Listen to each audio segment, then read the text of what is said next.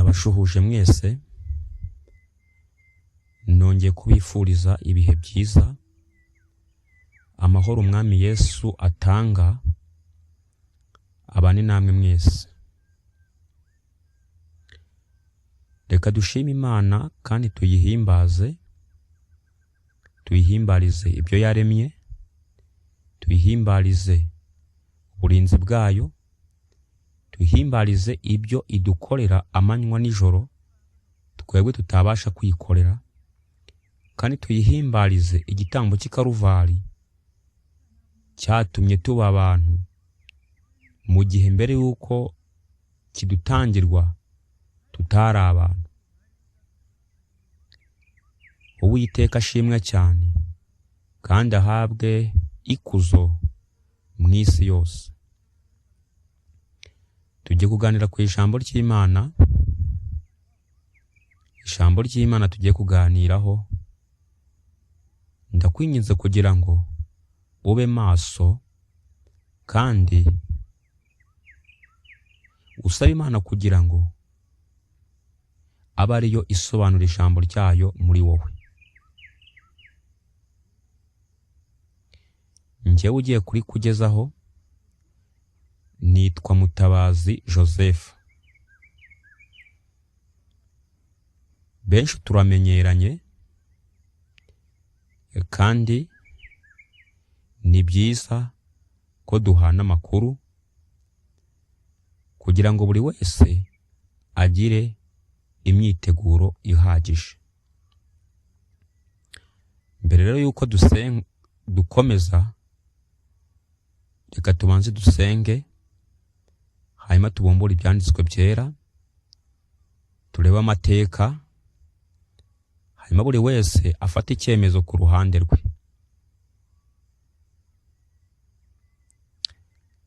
Uwiteka Mana ikomeye, we byiringiro byacu bitayegayezwa, uhabwe icyubahiro. Tugushimiye ko turiho, ntabwo ari ku mugambi w'abana b'abantu, nta nubwo ari ku mugambi wacu bwite, ahubwo ni ku mugambi wawe. Izina ryawe ry'ukuri rihabwe icyubahiro. Urakoze kuturindira muri iki gihugu turimo, ndetse no kurinda abavandimwe aho bari hose, kandi warakoze kudupfira kugira ngo nitwiringira igitambo cy'ikaruvari tubashe gukira dukijijwe ibyaha. Iminsi ni mibi, iragana ku musozo. Iyi si irakamwa amakuru, nyamara benshi ntabyo bazi. Nuko rero ubwo wemeye yuko tuganira ku ijambo ryawe, abe ari wowe uryumvikanisha muri twe, nibyo nsabye nizeye mu izina rya Yesu Kristo. Amin. Iyo dusomye ibyanditswe byera mu gitabo cy'Ibyahishuwe igice cya 12, hari amagambo avuga ngo iby'umugore n'ikiyoka. Iby'umugore n'ikiyoka.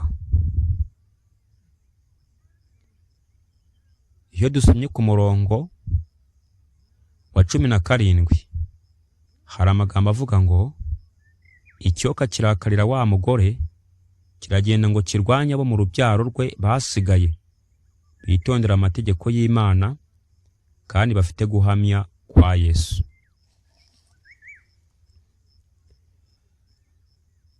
Ikiyoka kirakarira wa mugore, kiragenda ngo kirwanye abo mu rubyaro rwe basigaye, bitondera amategeko y'Imana kandi bafite guhamya kwa Yesu. Umuntu wese witondera amategeko y'Imana akaba afite guhamya kwa Yesu, uwo nguwo ikiyoka ari cyo Satani kiramurwanya ku rwego rukomeye. Tugiye kurebera hamwe guhamya kwa Yesu ni ukuhe. Guhamya kwa Yesu ni ukuhe. Iyo usomye Ibyahishuwe igice cya 19, hari amagambo abisobanura neza. Byahishuwe igice cya 19 hari amagambo abisobanura neza cyane. Reka duhere ku murongo wa 10. Umutwe w'amagambo uravuga ngo mu ijuru bishimira irimbuka rya Babuloni. Umurongo wa 10. Nikubitira hasi imbere y'ibirenge bye kumuramya, ariko arambwira ati,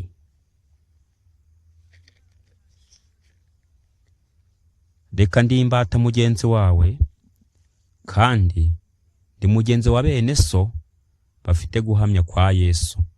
Imana bariyo usenga, kuko guhamya kwa Yesu ari umwuka w'ubuhanuzi.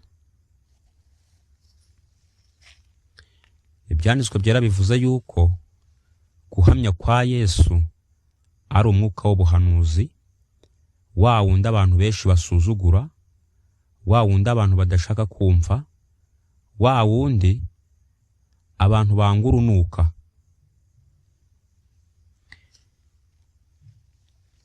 Ijambo ry'Imana rigaragaje neza yuko abantu bahisemo kunyura inzira Kristo ashaka bazazira ibintu bibiri: amategeko y'Imana cyangwa se ijambo ry'Imana, no guhamya kwa Yesu ari wo mwuka w'ubuhanuzi. Ijambo ry'Imana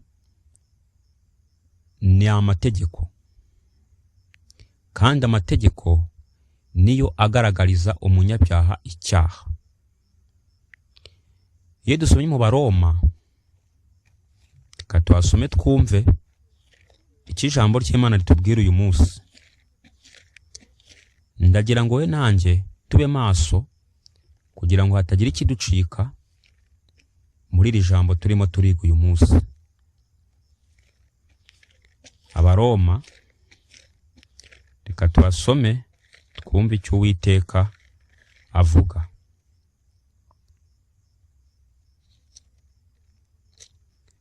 Abaroma igice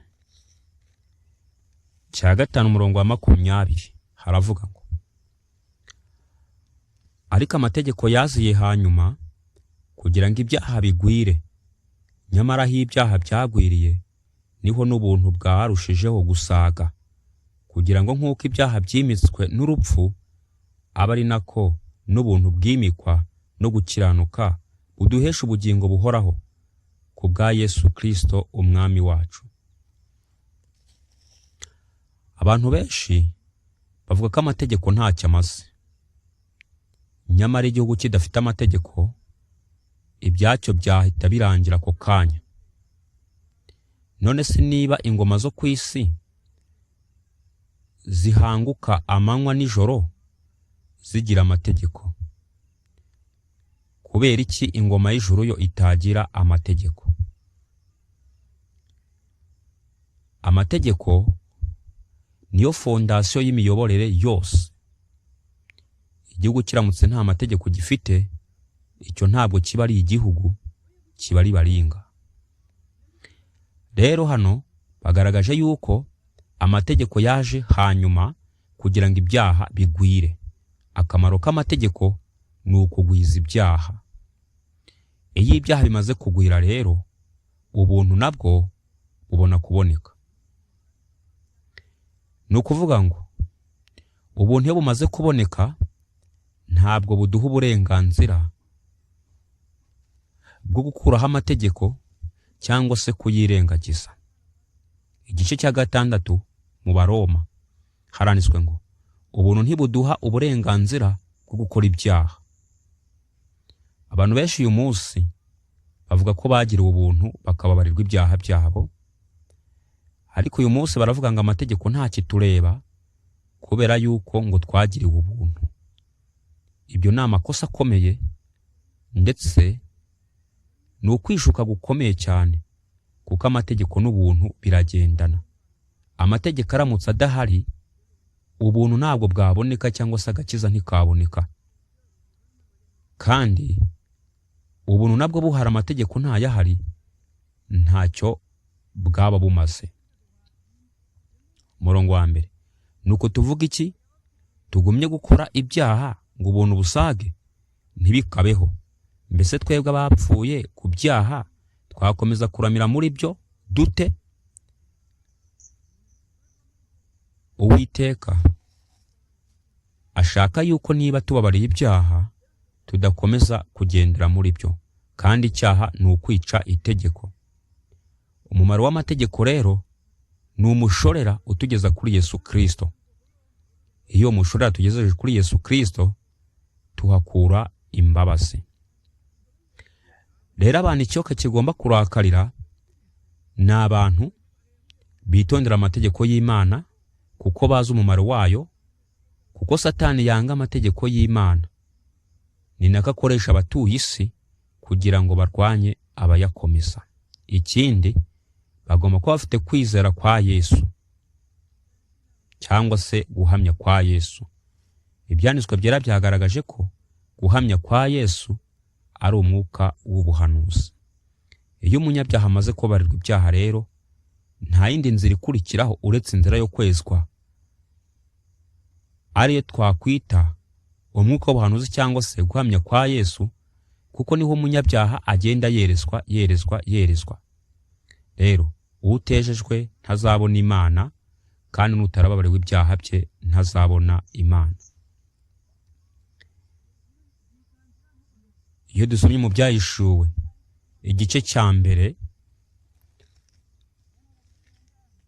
hari amagambo tugiye kuhasoma. Ibyahishuwe igice cya mbere umurongo wa 9, hari amagambo avuga ngo Yesu abonekera Yohana ari i Patimo. Igice cya 9 umurongo wa 9, jyewe Yohana mwene so musangiye amakuba n'ubwami no kwihangana biri muri Yesu, nari ku kirwa cyitwa Patimo, bampura ijambo ry'Imana no guhamya kwa Yesu. Yohana nawe ari ku kirwa cy'i Patimo, bari baramujugunyeyo kubera ijambo ry'Imana no guhamya kwa Kristo. Ibintu bibiri bigomba kugendana, ijambo ry'Imana no guhamya kwa Kristo bigomba kugendana. Ni na mpamvu umwanzi ahagurutse arwanya abavuga iri jambo. Rero mu bihe byose byatambutse, imyaka yose yashize, abantu ikintu bagiye bazira ni ijambo ry'Imana no guhamya kwa Yesu Kristo. Benshi barabambwe, abandi barirukanwe aho batuye kubera guhamya iryo jambo. Abaheburayo igice cya 11. Abaheburayo igice cya 11 hari amagambo ngira ngo dusomeyo turebe icyo ijambo ry'Imana rivuga.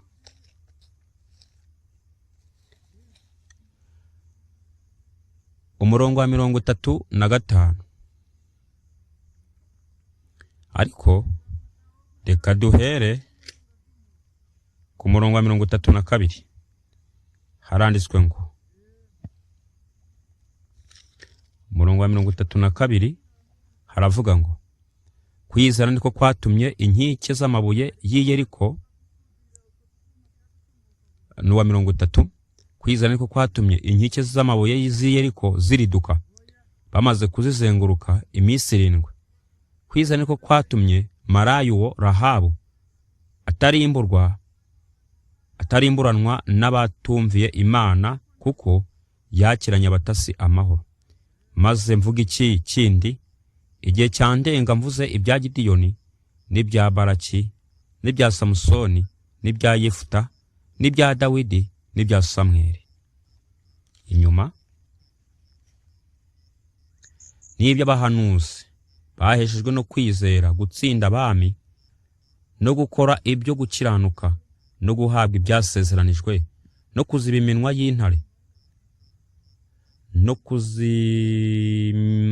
kuziba iminwa y'intare no kuzimya umuriro ugurumana cyane no gukira ubugi bw'inkota no gukurwa mu ntege nke bagahabwa imbaraga nyinshi no kuba intwari mu ntambara no kunesha ingabo z'abanyamahanga.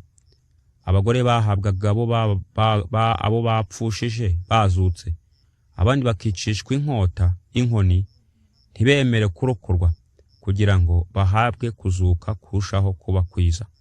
Abandi bakageragereshwa gushinyagurirwa no gukubitwa ibiboko ndetse no kubohwa no gushyirwa mu mazu y'imbohe, bicishwaga amabuye, bagakerezwa inkerezo, bakageragezwa, bakicishwa inkota, bakazerera bambaye impu z'intama n'iz'ihene, banyazwe byose, bakababazwa, bakagirirwa nabi, yemwe n'isi ntiyari ikwiriye ko bayibamo. Bazeraga mu mashyamba no mu bihanamanga no mu mavumo no mu masenga. Nshuti yanjye muvandimwe, aba ngaba bari baragize ibyanditswe byera intego yabo. Ntabwo bashakaga kubivirira, kubera ko bari barahisemo umwami bagomba kuyoboka, ari we Yesu Kristo. Rero bazize ijambo ry'Imana, kandi iryo jambo ry'Imana niryo n'abariho uyu munsi bagomba kuzira. Bibiliya irambwira ngo, cyangwa se Yesu arambwira binyuze mu ijambo rye ati, unyure mu irembo rifunganye. Ntabwo rero kunyura mu irembo rifunganye ari ukugenda umuntu aseka, ahubwo bisaba kubabazwa no gushavuzwa, ariko ubikiwe ikamba ry'ubugingo. Imana amahoro kandi y'urukundo ibakomeze nanjye nkomeze iduha imbaraga, kubera ko turi mu bihe bigoye kandi biteye ubwoba, aho akaga kisukiranya amanywa nijoro, ishyano rigasimburwa n'irindi shyano, n'inkuru mbi igakurikirwa n'iyindi mbi, mu gihe ab'isi bo baba baririmba amahoro. Ntabwo ari abangaba dusomye mu byanditswe byera gusa mu Baheburayo igice cya 11 bapfuye urupfu rubi, bateshejwe agaciro kubera ijambo ry'Imana no guhamya kwa Yesu, ndetse nta nubwo ari Yohana gusa, ahubwo hari n'abandi benshi bagiye bagirirwa nabi kubera ijambo ry'Imana.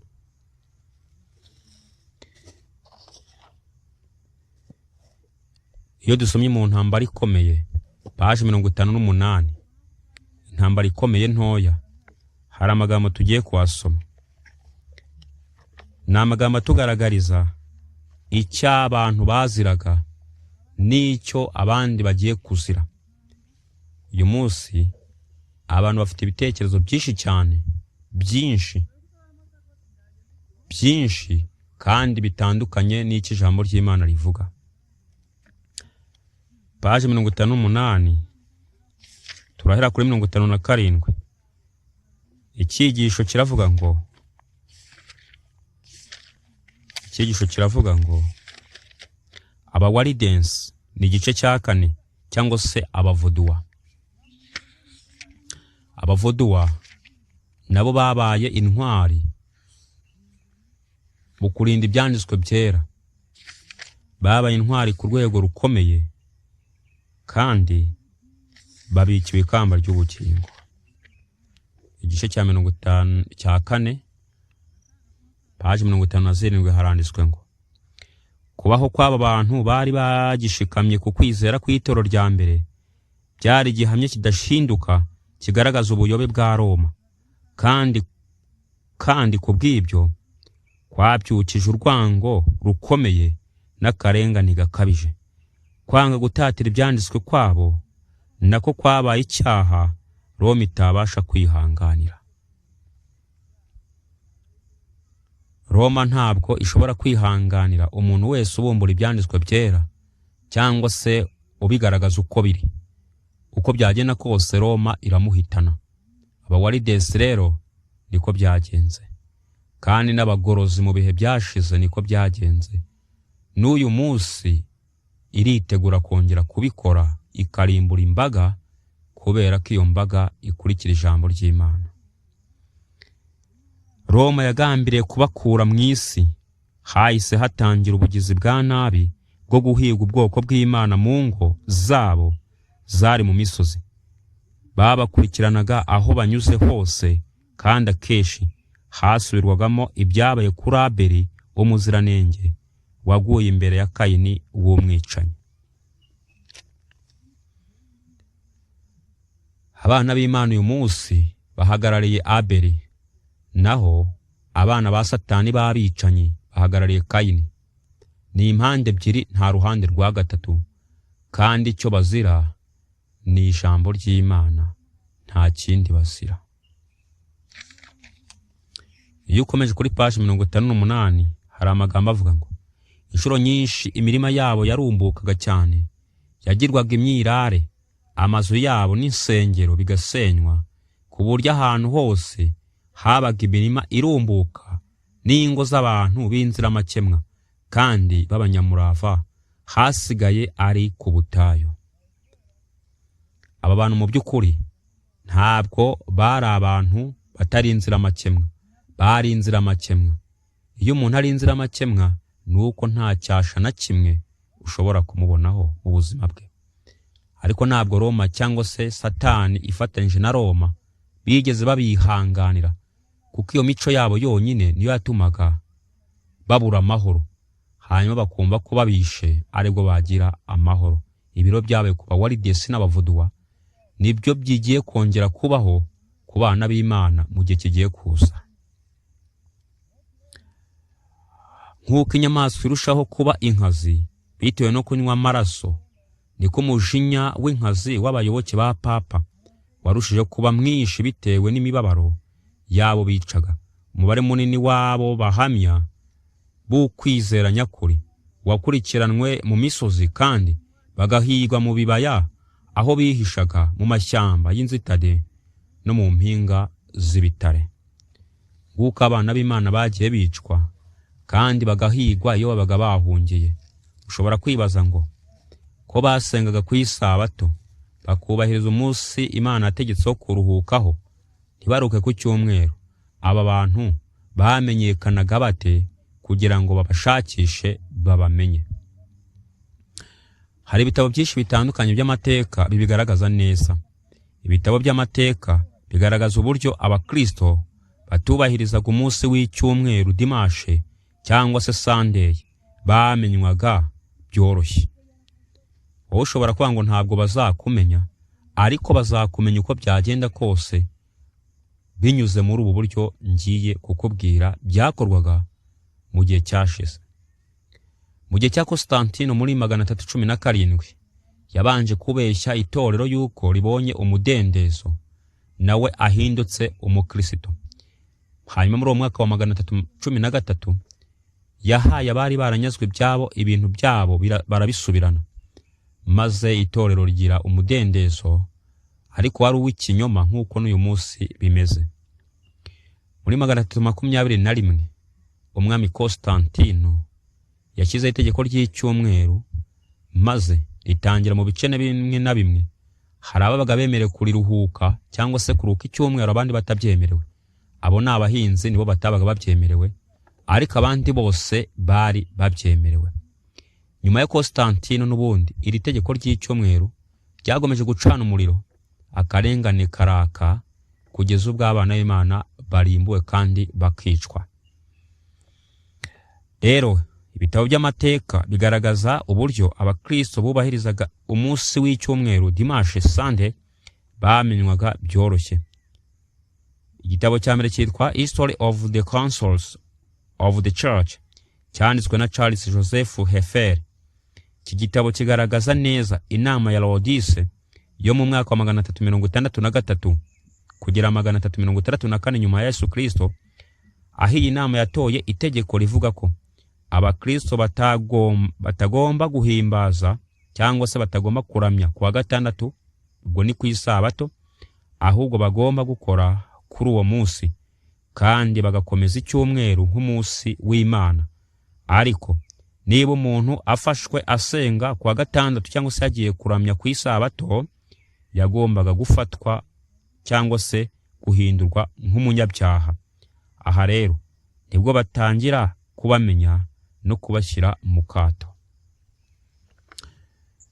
Ntabwo rero ibi bintu byoroshye kuko biri mu bitabo. Murabona neza yuko nk'iki gitabo cyiswa History of the Councils of the Church cyanditswe na Charles Joseph Heffer babivuga neza kandi bakabyerura. Igitabo cya kabiri cyitwa History of the Sabbath and the First Day of the Week cyanditswe na G.N. Andrews iki gitabo cyo gitanga ibisobanuro byinshi cyangwa se birambuye by'uko mu bihe bya Constantine n'abamusimbuye abantu batitabiraga amasengesho ku cyumweru cyangwa bagakomeza isabato. Ubwo n'abarukaga ku isabato nyine bamenywaga ku buryo bworoshye. Ubwa mbere, kuba utitabiriye amateraniro yo ku cyumweru, ibyo byatumaga bakumenya hanyuma bakaguhiga. Kabiri, gukora imirimo yawe ku cyumweru, babaga bavuga ngo ku isabato abantu bakore hanyuma ntibajye kuruhuka.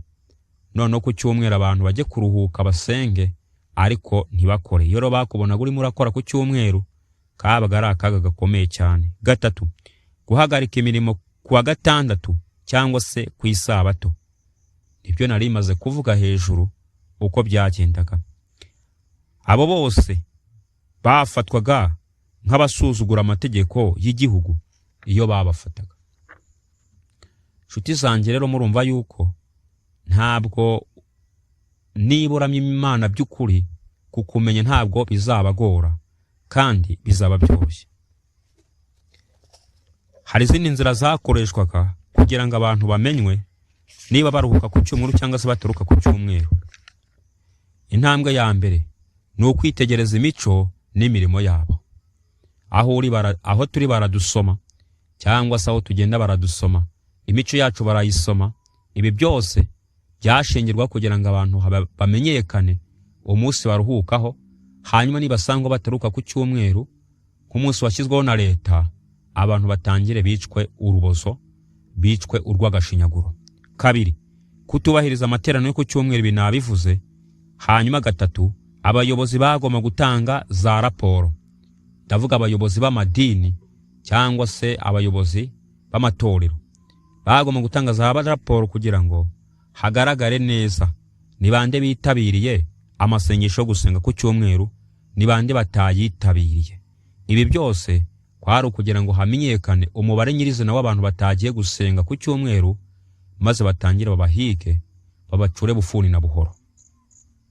Kane, bakoraga ku cyumweru kubera ko babaga baruhutse ku isabato. Bakoraga ku cyumweru kubera yuko ku cyumweru ni umunsi wa mbere w'isabato, ni umunsi wa mbere w'icyumweru, ntabwo ari umunsi wa karindwi nk'uko ibinyoma by'inyigisho byinshi byakwiriye ahantu hose. Gatanu, barukaga ku isabato. Ibi nabyo nabivuze, cyangwa se ku munsi wa karindwi. Gatandatu, ntibitabiraga gahunda zo gusenga cyangwa se amateraniro yo ku cyumweru. Karindwi, abaturanyi babo nibo babatangaga. Mu by'ukuri nshuti bavandimwe, murabona yuko ibintu ntabwo byoroshye kandi birakomeye. No mu gitabo cy'intambara ikomeye habivuga neza, hagaragaza uko abana b'Imana bagiye barenganywa nk'uko twarimo turabisoma n'uburyo bamenywaga. Byose iki gitabo cy'intambara ikomeye kirabigaragaza.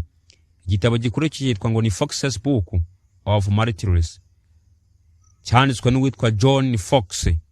Nubwo iki gitabo kivuga ku bakristo muri rusange uko barenganywaga, harimo imibereho y'abizera batandukanye, ndetse harimo n'abaruhukaga ku isabato umunsi wa karindwi, kuko nabo bamenywaga binyuze mu kutubahiriza umunsi wo ku cyumweru nk'abandi bose.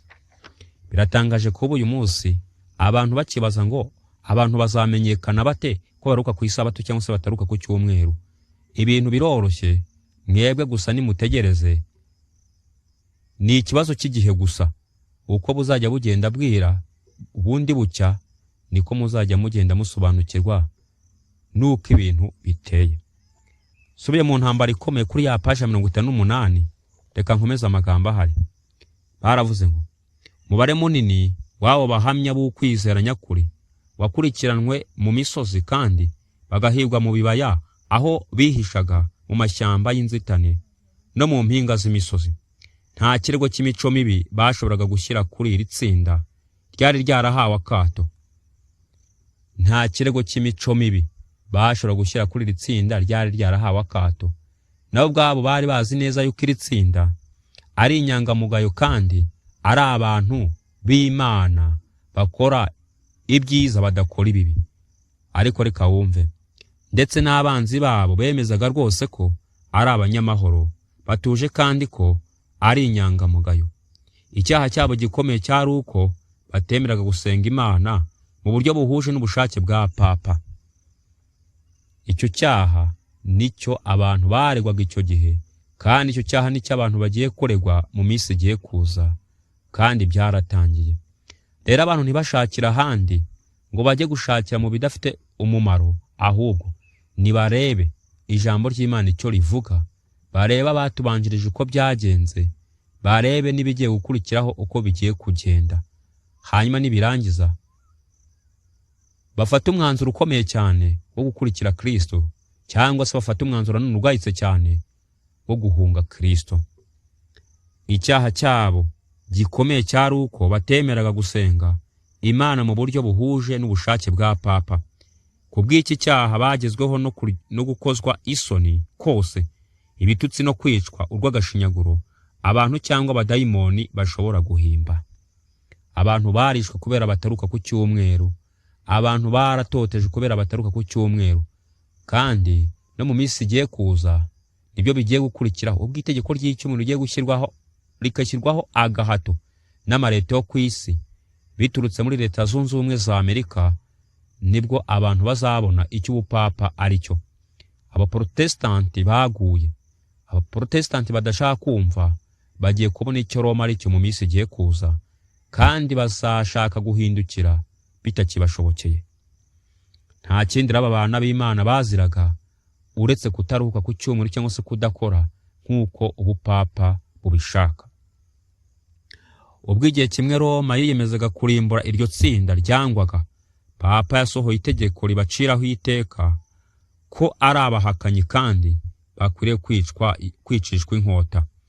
Ntibarizwe ko ari abanebwe cyangwa abariganya cyangwa abateza umuvurungano, ahubwo byavugaga ko ari abantu barangwaho ubwitonzi n'ubutungane, byareshyaga intama z'umukumbi nyakuri. Nyumvira ikintu aba bantu ntibigeze baregwa yuko ari abanebwe. Nta mwana w'Imana uba umunebwe. Umwana w'Imana aho ari hose arakora, kandi umwana w'Imana aho ari hose ntabwo ashaka umuvurungano. Umwana w'Imana aho ari hose yubaha amategeko y'igihugu. Icyakora iyo amategeko aje arwanya y'Imana, umwana w'Imana ahagara ku ruhande rw'Imana, ubundi Imana yo ubwayo ikirwanirira, kuko umwana w'Imana nta mbaraga bafite.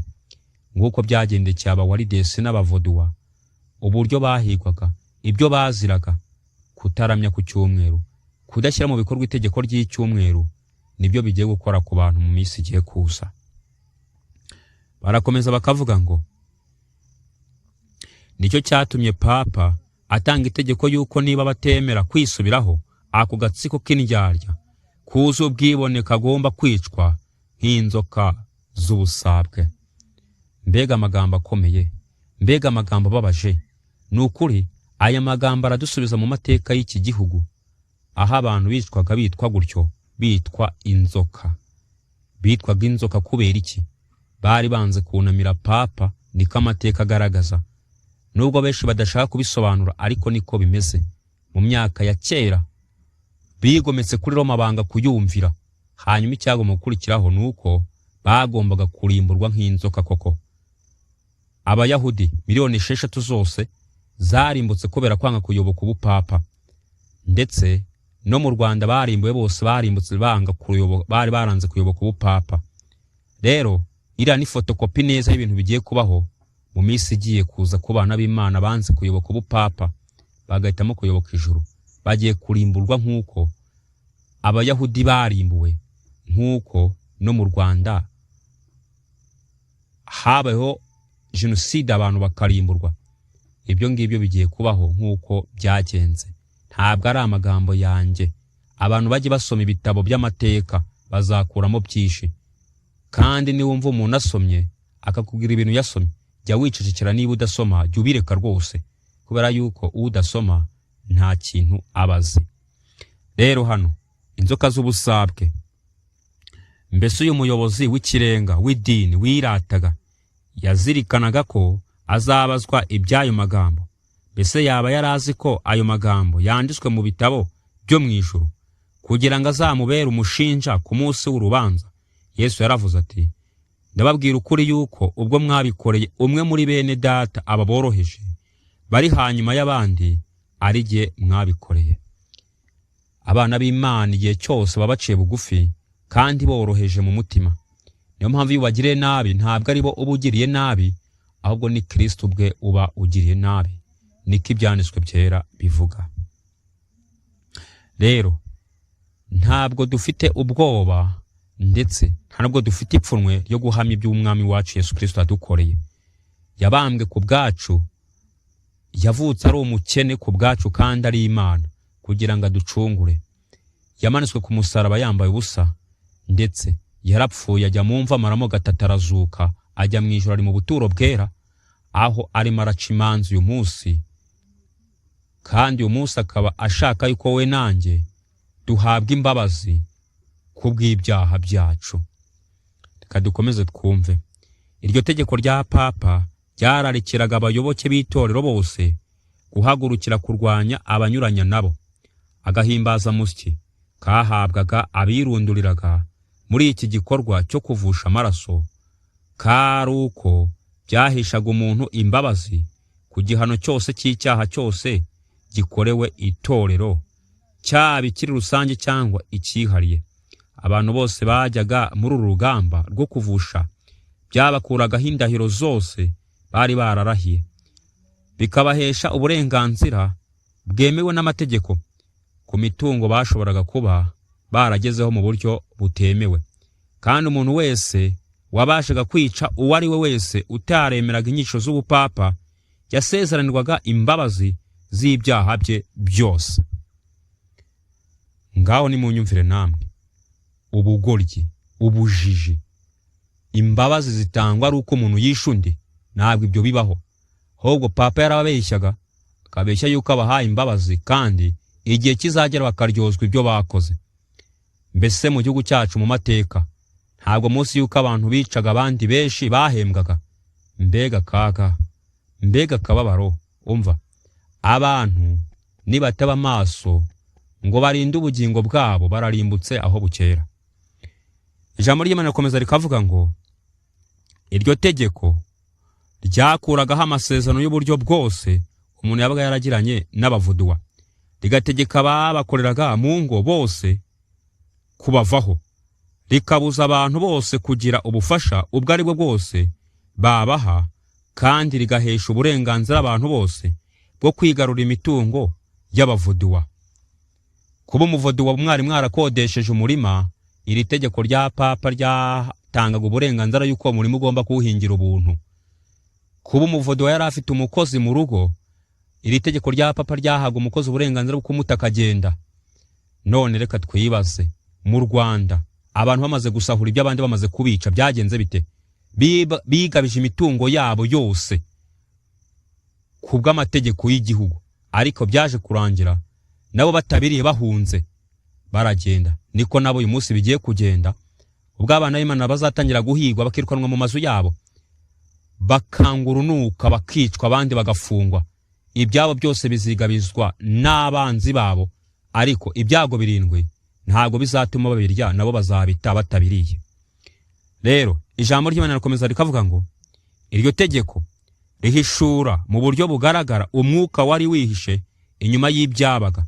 Ni ukuvuga ko ikiyoka ntabwo ari ijwi rya Kristo ryumvikana muri iyo nyandiko. Rero nsoza kandi mbifuriza gusesengura no kwiga ibyanditswe byera neza kugira ngo mumenye aho murimo muragana. Reka nsoreze muri Bibiliya mu gitabo cy'Abakorinto, urwa mbere rw'Abikorinto. Reka twasome twumve amagambo ahari, hanyuma buri wese afata umwanzuro ku bugingo bwe, kubera yuko nta muntu uzabarizwa undi ibyo yakoze. Twese buri wese azahagarara imbere y'intebe y'imanza aryozwa ibyo yakoze. Ubwo rero nta uzaza kuburanira undi cyangwa se ngo amubere umwavoka. Umwavoka n'umwe ni Yesu Kristo. Niba umushaka akanya yakubera umwavoka, niba kandi utamushaka nabyo ni uburenganzira bwawe, nta wabikubuza. Hari amagambo avuga ngo ku murongo wa 11 urwa mbere rw'Abikorinto igice cya 10, umutwe uravuga ngo Abisiraheli batubereye akabarore ko kuturinda gukora ibibi. Ku murongo wa 11 ari nawo ushaka. Ibyo byabereho kutubera akabarore kandi byandikiwe kuduhugura twebwe abasohorewe n'imperuka y'ibihe. Ibyo tumaze kwiga byose, amateka twasomye mu bitabo bitandukanye, intambara ikomeye, igitabo cyitwa History of the Councils of the Church cyanditswe na Charles Joseph Hefere. Iki gitabo twabonyemo byinshi. History of the Sabbath and the First Day of the Week cyanditswe na G.N. Andrews. Igitabo The Great Controversy cyangwa se intambara ikomeye cyanditswe na Ellen G. White. Igitabo cyitwa Fox's Book of Martyrs cyanditswe na John Fox. Ndetse na Bibiliya ubwayo twakoresheje biduhaye amateka akomeye cyane y'uburyo abana b'Imana banzwe kugeza ubwo bishwe urubozo. Ndetse twajya no mu mateka y'ibihugu bitandukanye nk'uko intambara ikomeye ibivuga. Intambara ikomeye kuri page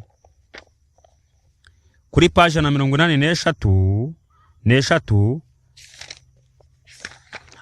ntabwo ari 183 ahubwo kanze tuwasome twumve.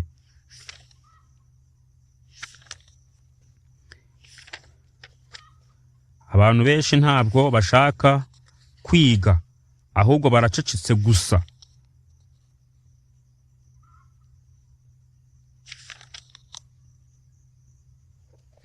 Hari amagambo hari kuri page 207 avuga ngo abatemera ko Imana ibaho, abatizera n'abahakanyi bose barwanya amategeko y'Imana, ariko ingaruka z'ibyo bakora zerekana ko imibereho myiza y'umuntu ishingiye ku kubaha amategeko y'Imana. Uyu munsi amategeko y'Imana niba tubashywe mu gihugu, igihugu kizasenyuka. Kandi niba amategeko y'Imana tubashywe mu rugo rwawe, urugo ruzasenyuka. Amategeko niba tubashywe mu madini, amadini azasenyuka kandi yarasenyutse nk'uko tubibona. Rero amategeko ni urufatiro rw'ibintu byose. Iyo yarwanyije uhinduka ubusa, cyangwa se amategeko agatuma ibyo watekerezaga byose birangira n'ibitekerezo byawe kubera yuko wayarwanyije. Barakomeje baravuga ngo abantu batazasoma icyo cyigisho mu gitabo cy'Imana basabwa kugisoma mu mateka y'ibihugu byinshi. Niyo mpamvu nagiye nyuzamo n'amateka y'ibihugu byinshi nk'icy'u Rwanda ndetse no mu Bayahudi. Kandi ntabwo ari mu Rwanda gusa, kuko akaga ko gukuraho amategeko y'Imana kabangamiye za leta nyinshi ku isi n'amadini menshi ku isi. Reka rero Imana y'amahoro iguhumure nanjye mpumure, kandi twigishe uko bikwiriye, iduhe urukundo ruzima. Ibyo nibyo nkusabira nanjye mbyisabira mu izina rya Yesu Kristo. Amina. Dusenga Imana. Data, ubwo umaze kutuburira, reka uduhe n'imbaraga zo gukomera no gukomera ku byo wandikishije. Amategeko yawe yandike mu mitima yacu, kandi akoreshwe kugira ngo adutsinde cyangwa se aduhishurire ibyaha byacu, maze nutuze imbere yaduhabwa imbabazi. Ibyo nibyo nsabiye abakwizera bose, nanjye ubwanjye mbyisabira mu izina rya Yesu Kristo. Amina.